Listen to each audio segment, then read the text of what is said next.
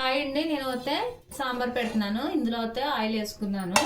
తర్వాత ముందుగానే పప్పు పొడుగు పెట్టుకుని ఇదిగోండి ఇలా రుబ్బేసుకోవాలి. రుబ్బేసుకున్నాక ఇంకోండి చింతపండు అయితే నానబెట్టుకున్నాను.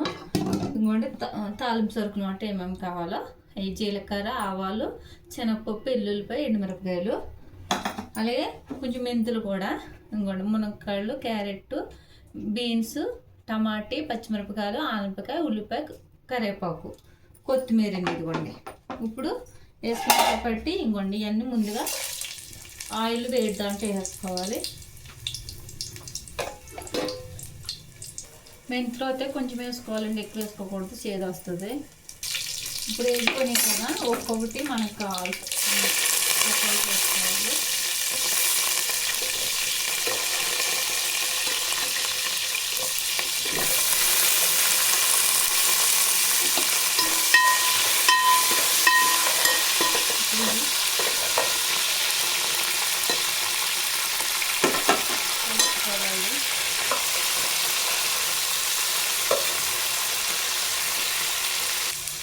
ఇప్పుడు ఇందులో కారం అన్నీ వేద్దాం.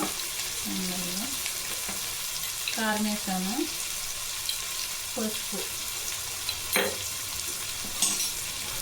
అలాగే సాల్ట్,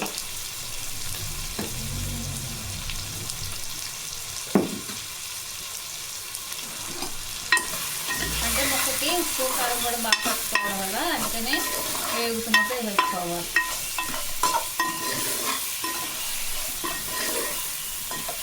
కావాల్సి దోసకాయ అంతే బదులు దోసకాయ అయినా ముల్లంగానే వేసుకోవచ్చు.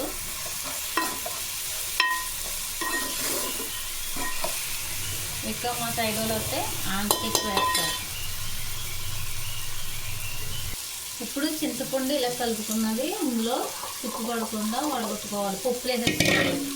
ఇవ్వండి పప్పులు మొత్తం పిసికేసుకుని అలాగే వేసేసుకోవాలి. ఇదిగోండి వేసుకొని ఇప్పుడు ఇవ్వండి ఇలాగ ఎగిపోయాక ఇప్పుడు ఉప్పును చింతపండు రసం కలిపేసుకుని గుమ్మడి వేసేసుకున్నాం.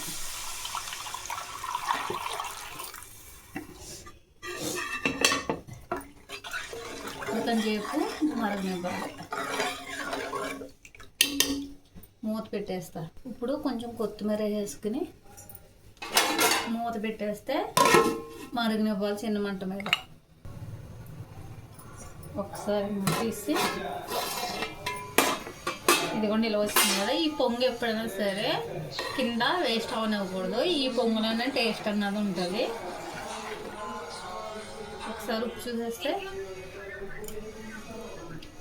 సరిపోయిందండి. ఉప్పు కారం అన్నీ. మనకి బెల్లం కావాలంటే కొంచెం లైట్గా బెల్లం వేసుకోవచ్చు. అలాగే సాంబార్ మనకి చిక్కగా కావాలంటే కనుక బాగానే కొంచెం సాంబార్ పొడి వేసుకోవాలి. లేకపోతే మనం ఇంట్లో ఆడుకున్నదైనా సరే, మాకు ఇలా అయితే సరిపోతుంది కాబట్టి నేను అయితే ఇలా ఉంచాను. లాస్ట్కి వచ్చినప్పుడు చిక్కగా వస్తుంది, అందుకని ఇదిగోండి ఇంకా మరగాలి. ఓకేనండి, ఇంకా లాస్ట్కి వచ్చేసిందండి సాంబార్. ఇదిగోండి ఇంకా కొత్తిమీర అయితే కొత్తిమీర వేసేస్తున్నాను. సాంబార్ అయితే అయిపోయిందండి, వేడి వేడి సాంబార్. ఓకేనండి, వీడియోని మీకు నచ్చితే కనుక లైక్ చేయండి, షేర్ చేయండి, సబ్స్క్రైబ్ చేసుకోండి. ఓకేనండి, బాయ్.